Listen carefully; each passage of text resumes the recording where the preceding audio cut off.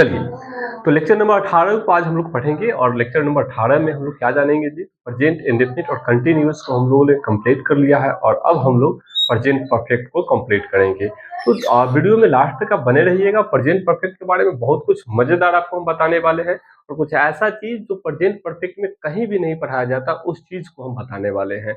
उस चीज में हमेशा से बच्चा डाउट में रहता है और हमेशा से मेरा आदत रहा है कि जो भी डाउट आपका बचपन से जो बना रहा है उस सब चीजों को हम क्लियर करते हैं। तो आप इस प्रेजेंट परफेक्ट के वीडियो को आप कहीं भी मिस नहीं कीजिएगा, कहीं भी स्किप नहीं कीजिएगा, कहीं भी कुछ अच्छा हो सकता है।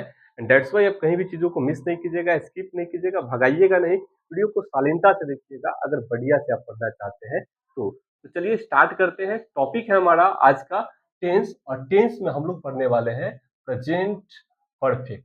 टॉपिक है हमारा आज का टेंस और टेंस में हम लोग पढ़ने वाले हैं प्रेजेंट परफेक्ट। प्रेजेंट इंडेफिनिट को हम लोग कंप्लीट कर लिए हैं, प्रेजेंट कंटिन्यूअस को भी हम लोग कंप्लीट कर लिए हैं और आज हम लोग पढ़ने वाले हैं प्रेजेंट परफेक्ट।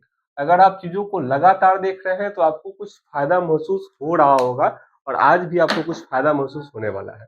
देखिए, प्रेजेंट इंडेफिनिट में और प्रेजेंट कंटिन्यूअस में हम आपको जो कुछ भी पढ़ाए थे वो कॉन्सेप्ट के साथ पढ़ाए थे और प्रेजेंट परफेक्ट में भी हम आपको चीज जो पढ़ाएंगे वो कॉन्सेप्ट के साथ पढ़ाएंगे और जैसे जैसे हमारा लेक्चर आगे चलता जाएगा आपका टेंस में एक एक चीज अपने आप सब सुलझता हुआ चला जाएगा और क्लियर होता हुआ चला जाएगा।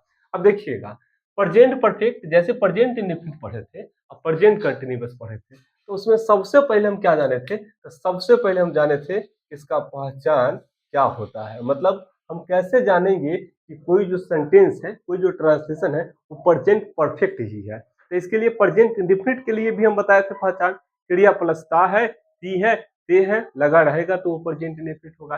प्रेजेंट कंटिन्यूअस के लिए भी बताए थे कि क्रिया प्लस रहा है, रही है, रहे हो लगा होगा, तो समझ जाइएगा कि यही हमारा प्रेजेंट कंटिन्यूअस है। तो उसी प्रकार से प्रेजेंट परफेक्ट का भी कुछ पहचान होना चाहिए। इसका पहचान क्या होता है जी, क्रिया प्लस चुका है। अच्छा, एक चीज देखिएगा, हर एक जो टॉपिक होता है, हर एक टॉपिक में कुछ ना कुछ नाम छुपा हुआ रहता है और नाम में ही कुछ अर्थ छुपा हुआ रहता है। जैसे हम प्रेजेंट इंडेफिनिट हम बताए थे, प्रेजेंट कंटिन्यूअस हम बताए थे, प्रेजेंट परफेक्ट जो हम अभी बता रहे हैं, तो प्रेजेंट परफेक्ट में जरा देखिए, प्रेजेंट का मतलब वर्तमान होता है, मतलब कोई काम जो चल रहा है वो वर्तमान है और वर्तमान के लिए यहाँ पे है आ गया है। अब परफेक्ट का मतलब क्या होता है कि किसी काम को अगर किया गया है तो किस टाइम पीरियड में किया गया है। प्रेजेंट में तो किया गया है, ये बात सही है, लेकिन प्रेजेंट में कैसे किया गया है, तो परफेक्टली किया गया है। तो किसी भी टाइम को, किसी भी काम को अगर प्रेजेंट में रह करके परफेक्टली खत्म किया गया है तो उसको प्रेजेंट परफेक्ट कहेंगे। अब जैसे इस बात को अगर समझना है तो आप यूं समझ सकते हैं कि वह खा रहा है। इस बात से आपको क्या समझ में आ रहा है कि उसका काम है खाने का और वह खा रहा है। वो खाना स्टार्ट कब किया हमें नहीं पता है, लेकिन इतना पता है कि बिना ब्रेक का वो खा रहा है, लगातार खा रहा है। मतलब उसका काम कंटिन्यू है, कंटिन्यू है, कंटिन्यू है, चलता रहा है, चलता रहा है, चल रहा है। जैसे नल का जो टोटी है वो हम खोल देते हैं और लगातार पानी गिर रहा है, मतलब ये हुआ कि कंटिन्यू पानी गिर रहा है।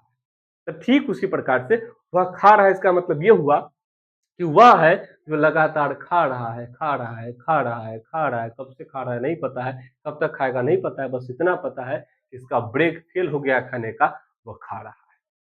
तो ऐसे जो काम होते हैं जिसमें काम निरंतर चलता रहता है, इसको कहते हैं कंटिन्यू, कंटिन्यूअस। और अभी जो हम टॉपिक पढ़ रहे हैं इसको कहते हैं प्रेजेंट परफेक्ट। इसका मतलब ये हुआ कि प्रेजेंट में रह करके कोई काम किया जा रहा है, किया गया है, लेकिन कैसे, परफेक्टली हटा दिया गया है। जैसे कि वो खा रहा है, इसका मतलब वो चल रहा है काम, अब वो खा चुका है, इसका मतलब ये हुआ कि वो परफेक्टली खा लिया है। अब उसका काम खाने का नहीं बचा है, वो खाने का काम परफेक्टली करके हटा दिया है।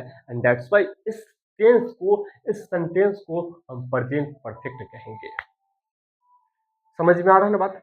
हम लोग खेल रहे हैं, इस बात से क्या तात्पर्य है कि कब से खेल रहे हैं नहीं पता है, कब को खेलेंगे नहीं पता है, लेकिन इतना पता है कि बिना ब्रेक का खेल रहे हैं। अब भी हम लोग खेल रहे हैं, जब ये बात हम बोल रहे हैं तब ये बात काम चल रहा है, हम लोग खेल रहे हैं। हम बोल रहे हैं कि हम लोग खेल चुके हैं, इसका मतलब ये हुआ कि हमारा जो खेलने का काम है कंप्लीटली कंप्लीट हो गया है, अब कुछ नहीं बचा है।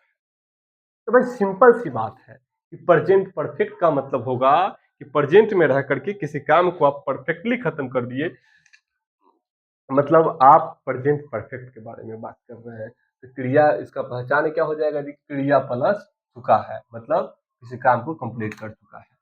जैसे कि एग्जाम्पल का अगर हम बात करें, वह पढ़ चुका है ना, ये एग्जाम्पल है। मतलब उसका पढ़ने का जो काम है वो खत्म हो चुका है, वो कंप्लीटली हो चुका है, कंप्लीट हो चुका है, वो परफेक्टली हो चुका है, किसी काम को परफेक्टली कर लिया गया है, वो पढ़ चुका है। और एग्जाम्पल में क्या होगा जी, हम लोग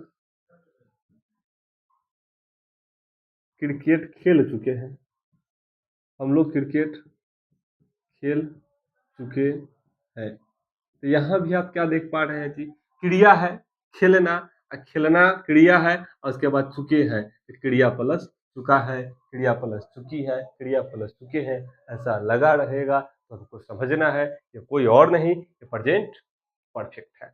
चलिए, अब एक जो ट्रांसलेशन होता है, तो आपको पता है कि एक ट्रांसलेशन से कितना ट्रांसलेशन बनाना है, 6 ट्रांसलेशन बनाना है। एक ट्रांसलेशन क्या हो जाएगा, हम लोग क्रिकेट खेल चुके हैं। दूसरा क्या होगा जी, हम लोग क्रिकेट नहीं खेल चुके हैं। तीसरा क्या होगा जी, तो जैसे पहला दूसरा सेम होता है वैसे ही तीसरा चौथा सेम होता है। क्या हम लोग क्रिकेट खेल चुके हैं, क्या हम लोग क्रिकेट नहीं खेल चुके हैं। पांचवा क्या होगा जी, हम लोग क्यों क्रिकेट खेल चुके हैं। और छठा क्या होगा जी, हम लोग क्यों क्रिकेट नहीं खेल चुके हैं। तो इस प्रकार से ये जो हिंदी है आपको बखूबी हम बहुत बढ़िया ढंग से समझा दिए हुए हैं, और हमें ऐसा नहीं लगता है कि पूरा चीज़ को लिखना ज़रूरी है। इस चीज़ को आप बहुत बढ़िया से पहले से भी जानते होंगे। अगर आप हमारे साथ-साथ उतार भी रहे हैं, तो आप भी यही कीजिएगा, क्योंकि आपको आ गया हुआ है। इस चीज़ में आप अपना टाइम ज़ाया नहीं कीजिए, आपको ये चीज़ बढ़िया से समझ में आ गया हुआ है। तो इसको ऐसे ही नंबर दे कर के छोड़ देना है, क्योंकि ये आपको आता है। अगर आता है तो चलिए, अब जब ये हिंदी 6 गो बन गया, तो इस हिंदी को इंग्लिश बनाने के लिए 6 गो ट्रांसलेशन चाहिए, और 6 गो ट्रांसलेशन बनाने के लिए हमको स्ट्रक्चर भी कितना चाहिए, 6 गो। अब देखिए स्ट्रक्चर क्या होगा जी, जैसे पहला का ये ट्रांसलेशन है, पहला हिंदी है, तो इसका पहला इंग्लिश होना चाहिए। इंग्लिश क्या होगा, सब्जेक्ट प्लस हैव या has plus verb three plus object plus extension. ये हमारा एक नंबर का ये स्ट्रक्चर है, subject plus have has plus verb three plus object plus extension. अच्छा, कुछ बात हम आपको बताए थे कि स्ट्रक्चर कोई भी हो, उसमें कुछ ऐसा चीज होता है जो एकदम कॉमन होता है, उसको आप कभी भी नहीं बदल सकते। हम शुरू में ही बताए थे, उसको आप कभी नहीं हटा सकते। याद है ना आपको, हाँ। याद क्या है जी, कि सर आप बताए थे कि लास्ट में जो वर्ब होता है, यहाँ से लेकर के एक्सटेंशन तक का बात सेम रहता है। तो इंडिफिनिट में भी वर्ब ऑब्जेक्ट और एक्सटेंशन सेम था, कंटिन्यूअस में भी, और ये परफेक्ट आ गया, यहाँ भी वही बात है, वर्ब ऑब्जेक्ट एक्सटेंशन। चलिए, 2 नंबर में क्या बताए थे, निगेटिव होगा, तो सब्जेक्ट प्लस हैव या हैज, तीसरा स्थान पे not, verb three plus object plus extension. अगर आपको याद है तो मेरे साथ साथ मन ही मन आप दोहराते हुए चलिएगा, ज़्यादा अच्छा रहेगा। तीसरा, हैव या has plus subject plus verb three plus object और प्लस एक्सटेंशन, ये हमारा 3 नंबर हुआ। 4 नंबर हमारा क्या होगा जी, तो हैव या हैज प्लस में subject plus not plus verb three plus object plus extension, ये 4 नंबर हो गया। अब आइए 5 नंबर और 6 नंबर में क्या होगा। 5 नंबर में क्वेश्चन वर्ड प्लस हैव या has plus subject plus verb three plus object plus extension, ये हमारा 5 नंबर हुआ। और 6 नंबर क्या होगा, क्वेश्चन वर्ड प्लस हैव या has plus subject plus not plus verb three plus object plus extension. अच्छा, question word के लिए एक बात हम आपको बताना चाहते हैं। पिछला वीडियो तक हम नहीं बताए थे, तो इसमें हमको ऐसा लगा था कि विद्यार्थी समझ जाएँगे, लेकिन कुछ विद्यार्थी का कमेंट आया था, कुछ मेरे से मशवरा भी लिए थे कि सर आप 6 स्ट्रक्चर बता रहे हैं, जबकि 9 भी हो सकता है, 10 भी हो सकता है। तो सिंपल है, वो आपके अपना कॉमन सेंस वाली बात है कि ये जो क्वेश्चन वर्ड है, क्वेश्चन वर्ड का मतलब क्या होता है? तो ऐसा वर्ड जो क्वेश्चन को क्रिएट करता है, उसी को क्वेश्चन वर्ड कहते हैं। जैसे कि हू, जैसे कि व्हाट, जैसे कि व्हाई, जैसे कि वेयर। तो इसके सहायता से आप तो बहुत सारा स्ट्रक्चर बना सकते हैं। तो 9, 10, 12, 11 भी जा सकता है, उसके लिए आप चिंता नहीं कीजिएगा। क्वेश्चन वर्ड के जगह पे हू बना के स्ट्रक्चर लिख दीजिएगा, फिर व्हाई बना के स्ट्रक्चर लिख दीजिएगा, फिर व्हाट बना के स्ट्रक्चर लिख दीजिएगा, फिर वेयर लगा के स्ट्रक्चर लगा दीजिएगा, तो बहुत सारा बन जाएगा। समझ में आ रहा है ना बात? क्वेश्चन वर्ड की जगह पे आप कुछ भी ये कर सकते हैं, इंक्लूड कर सकते हैं, वो आप समझ लीजिएगा। ठीक है, चलिए। तो ये रहा हमारा 1 से लेकर के 6 तक का स्ट्रक्चर। अब हम लोग क्या करेंगे, ये जो 6 स्ट्रक्चर हो गया है, इसमें आपको हम कुछ बता देते हैं ताकि आपको स्ट्रक्चर याद रहे।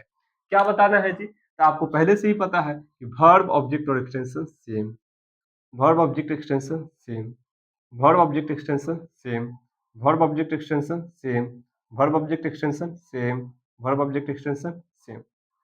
एक चीज आपको मजा आ रहा होगा कि सर टेंस पहले भी पढ़े थे, लेकिन ऐसे जो आप स्ट्रक्चर को आप याद करा रहे हैं ना, पहले भी यही सब कुछ था, लेकिन कभी गौर नहीं किए थे कि ऐसा कुछ होता है। लेकिन अब आप हमको गौर करा रहे हैं और मजा आ रहा है, याद नहीं करना पड़ रहा है।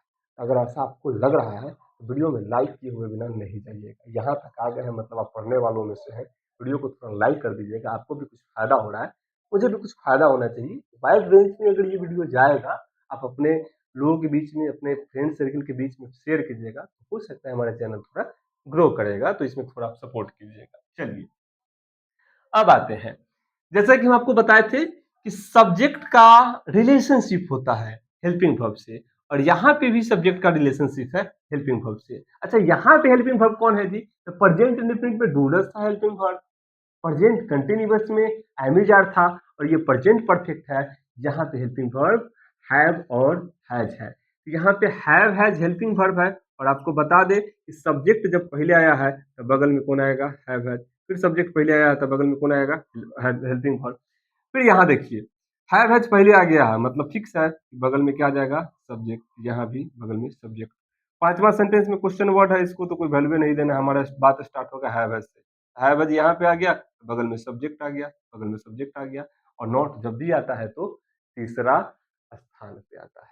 तो नॉट में भी आपको कोई दिक्कत नहीं है, हैव हैज में भी कोई दिक्कत नहीं है, सब्जेक्ट में भी कोई दिक्कत नहीं है, वर्ब, ऑब्जेक्ट और एक्सटेंशन में भी कोई दिक्कत नहीं है। नहीं दिक्कत है, लाइक ठोकिएगा। चलिए, अब आते हैं आगे। ये हमारा हो गया। अब बात यहाँ पे ये आता है कि सर सब्जेक्ट है, सब्जेक्ट के साथ हैव हैज का प्रयोग करना है, तो कब हम किसका प्रयोग करें? हैव का प्रयोग करें कि हैज का प्रयोग करें? ये तो दुविधा वाली बात है। तो इसके लिए आप क्या कीजिए, इसके लिए हम कुछ बात आपको लिखा दे रहे हैं। क्या करना है जी आपको? ही, शी, इट और सिंगल नेम के साथ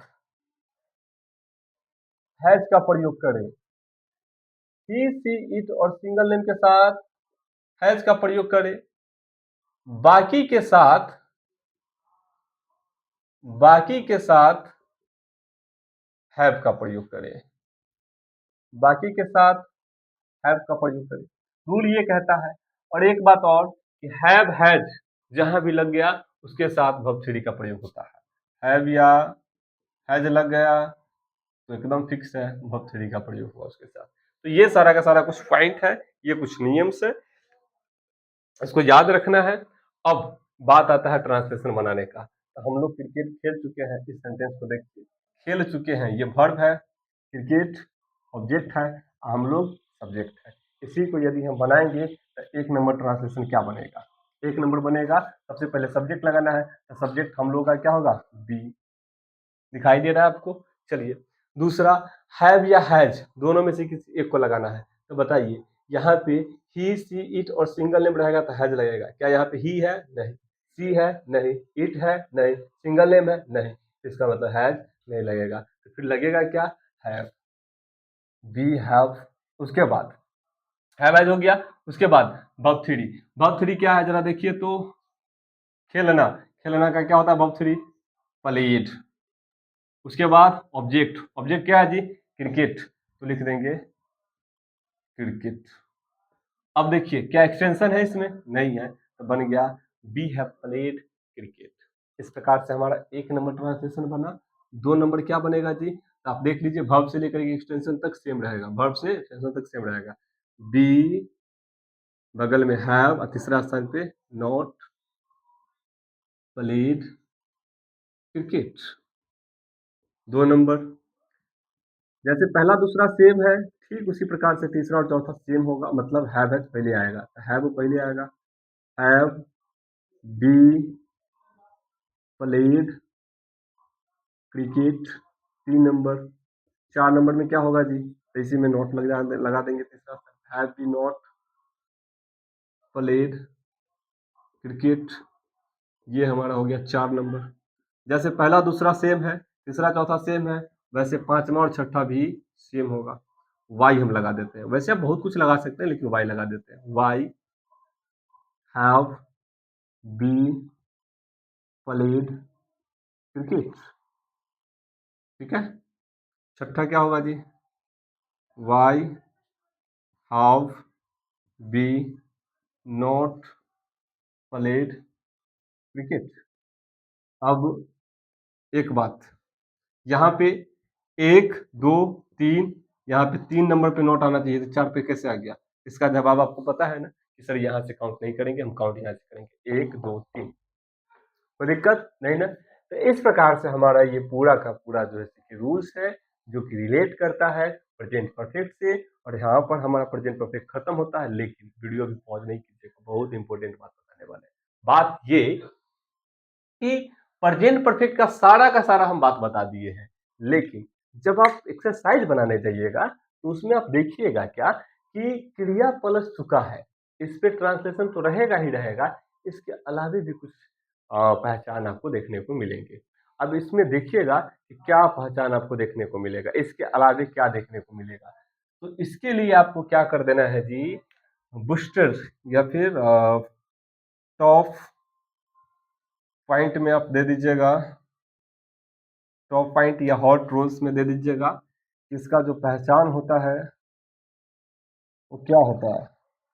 तो क्रिया प्लस चुका है, ये तो आप जान ही गए। इसके अलावे क्या पहचान होता है?